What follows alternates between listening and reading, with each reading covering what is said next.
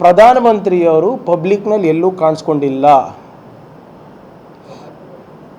ನಮ್ಮ ಸೈನಿಕರ ಆತ್ಮಸ್ಥೈರ್ಯವನ್ನು ತುಂಬಲಿಕ್ಕೆ ಜಮ್ಮು ಕಾಶ್ಮೀರನಲ್ಲೂ ಇರಲಿಲ್ಲ, ಅಥವಾ ಯಾವುದೇ ಒಂದು ಆದಂಪುರ್ ಬೇಸ್ ಇರ್ಬೋದು, ಪಂಜಾಬ್ ಇರ್ಬೋದು, ರಾಜಸ್ಥಾನ ಇರ್ಬೋದು, ಯಾವ ರಾಜ್ಯಗಳಲ್ಲಿ ಈ ಬ್ಲ್ಯಾಕ್ಔಟ್ ಘೋಷಣೆ ಆಗಿತ್ತು, ಮಾಕ್ ಡ್ರಿಲ್ಲು ಸಂಪೂರ್ಣವಾಗಿ ಫುಲ್ ಸ್ವಿಂಗ್ನಲ್ಲಿ ನಡೆದಿತ್ತು, ಅಲ್ಲೆಲ್ಲೂ ಕಾಣಿಸ್ಕೊಂಡಿಲ್ಲ. ಮಾನ್ಯ ಪ್ರಧಾನಮಂತ್ರಿಗಳು ಪ್ರತ್ಯಕ್ಷ ಆಗಿದ್ದು ಮೇ 12ನೇ ತಾರೀಕು, ಮೊನ್ನೆ ರಾತ್ರಿ 8 ಗಂಟೆಗೆ, ಯಾವಾಗ ಸೀಸ್ ಫೈರ್ ಎಲ್ಲ ಅನೌನ್ಸ್ ಆಗಿತ್ತು. ಯಾರು ಮಾಡಿದ್ದು seize fire announce? Donald Trump ಅವ್ರು ಮಾಡಿದ್ದು. ಅದಾದಮೇಲೆ ಪಾಕಿಸ್ತಾನದವ್ರು ಮಾಡಿದ್ರು, ಅದಾದಮೇಲೆ ನಮ್ಮ ಫಾರಿನ್ ಸೆಕ್ರೆಟರಿ ಅವ್ರು ಮಾಡಿದ್ರು. ಎಲ್ಲ ಆದಮೇಲೆ ಮೇ 12ನೇ ತಾರೀಕು ರಾಷ್ಟ್ರದ ಘೋಷಣೆಗೆ ಅವ್ರದ್ದೇನು ಒಂದು ಮನ್ ಕಿ ಬಾತ್ದು ಟೆಲಿವೈಸ್ಡ್ ವರ್ಷನ್ ಇದೆ ಅಲ್ಲ, ಅದಕ್ಕೆ ಬಂದರು. ಅದಾದಮೇಲೆ ನಿನ್ನೆ ಮೇ 13ನೇ ತಾರೀಕು, ಏನು ಡೇಟ್ ಒಂದು ಆ ಕಡೆ ಈ ಕಡೆ ಆಗಿರ್ಬೋದು ಅಷ್ಟೇ, ಮೇ 13ನೇ ತಾರೀಕು ಮಾನ್ಯ ಪ್ರಧಾನಮಂತ್ರಿಗಳು ಆದಂಪುರ್ನಲ್ಲಿ ಹೋಗಿ ಘೋಷಣೆಗಳನ್ನು ಕೂಗಿ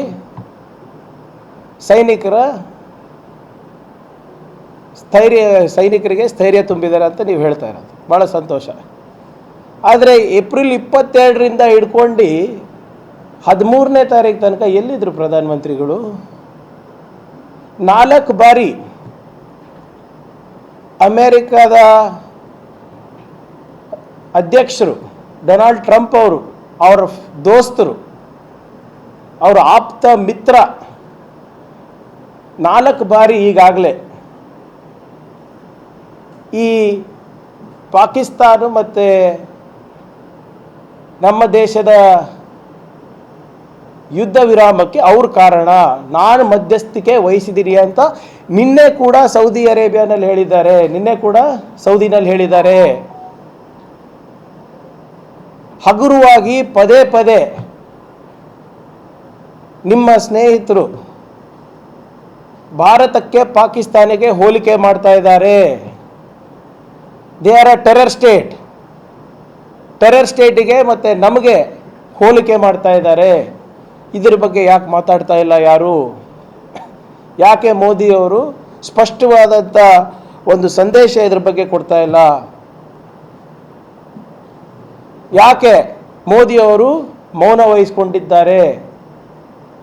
ಡೊನಾಲ್ಡ್ ಟ್ರಂಪ್ ಅವರು ಏನು ಹೇಳ್ತಾ ಇದ್ದಾರೆ? ನಾನು ಅವರಿಗೆ ಆಮಿಷವನ್ನು ನೀಡಿದ್ದೇನೆ, ವ್ಯಾಪಾರದ ಆಮಿಷ ನೀಡಿದ್ದೇನೆ, ಆರ್ಥಿಕ ಪರಿಸ್ಥಿತಿ ಬಗ್ಗೆ ಆಮಿಷ ನೀಡಿದ್ದೇನೆ, ತೆರಿಗೆ ಬಗ್ಗೆ ಆಮಿಷ ನೀಡಿದ್ದೇನೆ, ಎರಡೂ ರಾಷ್ಟ್ರಕ್ಕೆ. ಇದ್ರ ಬಗ್ಗೆ ಯಾಕೆ ಪ್ರಧಾನಮಂತ್ರಿಗಳು ಮೌನ ವಹಿಸಿದ್ದಾರೆ? ಇಂಟರ್ನ್ಯಾಷನಲ್ ಮಾನಿಟರಿ ಫಂಡಿಂದ ನಿಮ್ಮ ಆಪ್ತ ಸ್ನೇಹಿತರು ಪಾಕಿಸ್ತಾನಿಗೆ $2 ಬಿಲಿಯನ್, ಸುಮಾರು 17,000 ಕೋಟಿ ರೂಪಾಯಿಯನ್ನು ಲೋನನ್ನು ಇಸ್ಕೊಟ್ಟಿದ್ದಾರೆ. ಇಂಥ ಪರಿಸ್ಥಿತಿನಲ್ಲಿ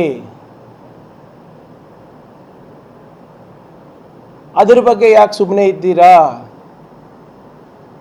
ಇವಾಗೇನು ಅವರಿಗೆ 8,000 ಕೋಟಿ ರೂಪಾಯಿ ಮೊದಲೇ ಕಂತಲ್ಲಿ ಸಿಕ್ಕಿದೆ, ಇದರಿಂದ ಏನು ಉದ್ಯೋಗ ಸೃಷ್ಟಿ ಮಾಡ್ತಾರೆ ಪಾಕಿಸ್ತಾನದವರು? ಇದರಿಂದ ಏನು ಭಾಳ ದೊಡ್ಡ ಅಣೆಕಟ್ಟುಗಳು ಕಟ್ತಾರ? ಮತ್ತೆ ಟೆರರ್ ಕ್ಯಾಂಪ್ಸ್ಗಳೇ ಕಟ್ತಾರೆ. ಇದ್ರ ಬಗ್ಗೆ ಯಾಕೆ ಸುಮ್ಮನಿದ್ದಾರೆ? ಪದೇ ಪದೇ ನಮ್ಮ ರಾಷ್ಟ್ರಕ್ಕೆ ಅವಮಾನವನ್ನು ಬೇರೆ ರಾಜ್ಯದ ರಾಷ್ಟ್ರಾಧ್ಯಕ್ಷರುಗಳು ಮಾಡ್ತಾ ಇದ್ದಾರೆ. ಇದ್ರ ಬಗ್ಗೆ ಯಾಕೆ ಸುಮ್ಮನಿದ್ದೀರಾ ಅಂತ ನಮ್ಗೆ ಉತ್ತರ ಬೇಕು.